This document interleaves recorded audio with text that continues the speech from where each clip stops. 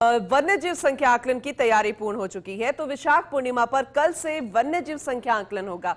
1 और 2 मई को water hole पद्धति से गणना की जाएगी। 1 मई शाम 5 बजे से 2 मई शाम 5 बजे तक 24 घंटे गणना होगी। मुख्य वन्य जीव प्रतिपालक अरुण प्रसाद खुद पूरी प्रक्रिया की मॉनिटरिंग करेंगे। बाघ वगैरह वन्य जीवों की संख्या का आकलन किया जाएगा। वन्य जीव आकलन से पहले स्टाफ व वॉलंटियर्स को प्रशिक्षण भी दिया गया है। 2000 से ज्यादा स्थानों पर मचान लगाकर एक साथ गणना की जाएगी। डिटेल में जानकारी लेंगे। एसोसिएट एडिटर निर्मल तिवारी लगातार हमारे साथ बने हुए हैं, इस पर भी उनसे अहम जानकारी लेंगे। निर्मल जी, एक बार फिर से वो वक्त आ गया है जब आकलन किया जाएगा, गणना की जाएगी मचान लगाकर, और प्रशिक्षण भी पहले दे दिया गया है। लेकिन इस बार और क्या नया नवाचार किए गए हैं, और पहला जो गणना रही है, जो आकलन रहा है, उसके मद्देनजर इस बार क्या खास?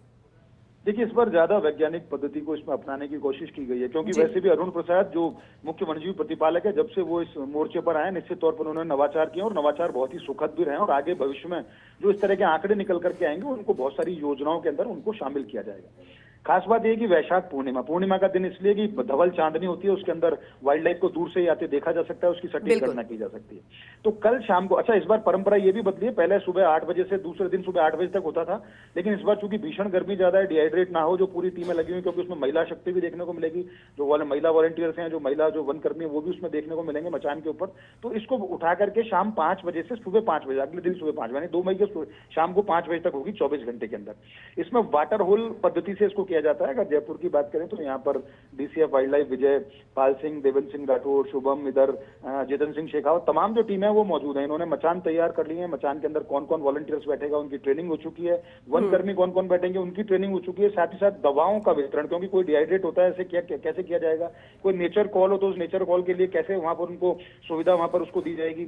एक पूरी रोमिंग टीम एक तैयार की गई, जो पूरे क्षेत्र में 24 घंटे तक रोमिंग करती रहेगी, ताकि किसी को किसी तरह की जरूरत हो, कोई फल, कोई खाना, पानी, छाछ, मतलब इस तरह की, ताकि बॉडी डिहाइड्रेट ना हो।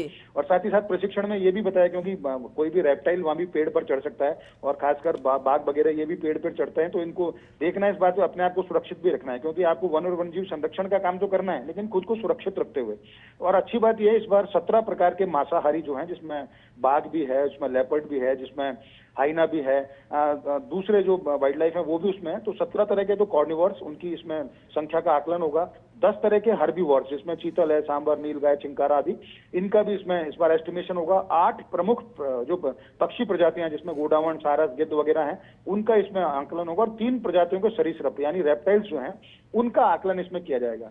पूनम, समझने वाली बात यह है कि 24 घंटे का जो आकलन है, उसमें पहली बार ड्रोन का भी इस्तेमाल किया जा सकता है किसी किसी जगह पर। और जो कैमरा ट्रैप है, वो एआई पद्धति से उनको कोशिश ये की जा रही है कि कैमरा ट्रैप से सटीक गणना की जाए वाटर होल के साथ साथ, क्योंकि एक वाइल्ड लाइफ कई बार 3-4 बार पानी पीने भी, क्योंकि गर्मी का मौसम है, तो उसको 4 बार उसकी गणना ना हो, किसी भी बगेरे की या किसी दूसरी वाइल्ड लाइफ की। तो कैमरा ट्रैप से फोटो के जरिए उनका मिलान भी किया जाए, और फिर सटीक आंकड़े निकाले जाए, ताकि एक को एक ही बार गिना जाए, ना कि 3 बार 4 बार।